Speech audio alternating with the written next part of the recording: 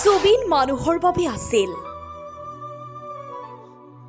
জুবিনৰ সপোনৰ ঘৰখন ৰাইজৰ নামত উৎসৰ্গিত হওক।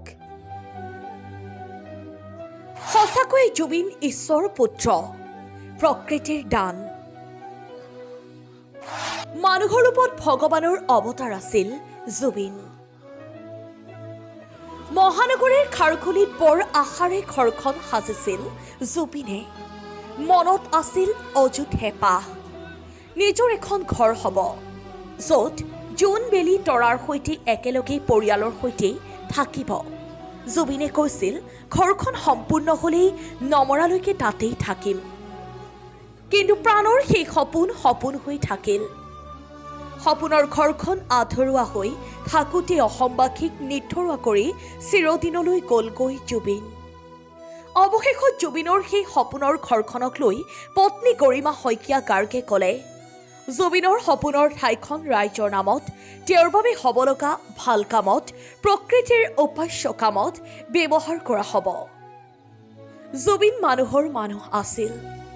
গতিকে জুবিনৰ সপোনৰ ঠাইখন তেওঁৰ নামত হ'ব লগা সামাজিক সাংস্কৃতিক কামত নিয়োজিত হওক।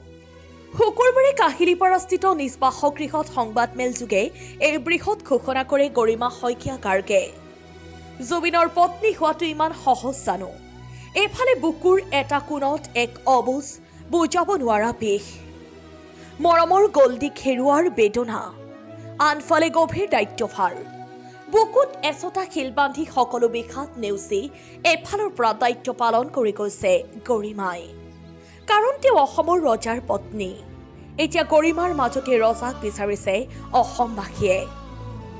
জুবিন কেৱল এজন পুত্ৰ, এজন স্বামী, এজন ককায়েক নহয়। জুবিন মানুহৰ মানুহ। জুবিন বিপদৰ লগৰী, আৰ্তজনক ত্ৰাণকৰ্তা, দানকৰ্তা। প্ৰতিগৰাকী মানুহৰে আপোন জুবিন। জুবিনৰ প্ৰতিটো সপোন, প্ৰতিটো পল উৎসৰ্গিত আছিল সমাজ আৰু প্ৰকৃতিৰ নামত। সেইবাবেই তেওঁ অসমৰ ৰজা, অসমৰ এক অমূল্য সম্পদ। আমাৰ খাৰঘুলিৰ প্ৰপাৰ্টিটো আমি আগবঢ়াই দিবলৈ লৈছোঁ ট্ৰাষ্টৰ নামত।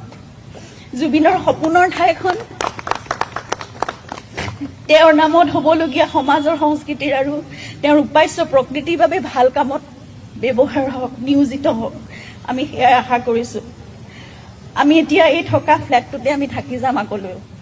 কিন্তু খাৰঘুলিৰ সেই প্ৰপাৰ্টিটো, য'ত জুবিনৰ বহুত আশা তাত জড়িত হৈ আছিল, সেইখিনি জুবিনৰ নামত হোৱা সামাজিক সাংস্কৃতিক ভাল কামবোৰৰ, মানুহৰ বাবে কৰা কামবোৰৰ বাবে, কাৰণ জুবিন এজন মানুহৰে মানুহ আছিল, সেই কামবোৰতে নিয়োজিত হওক। News desk report, NETV।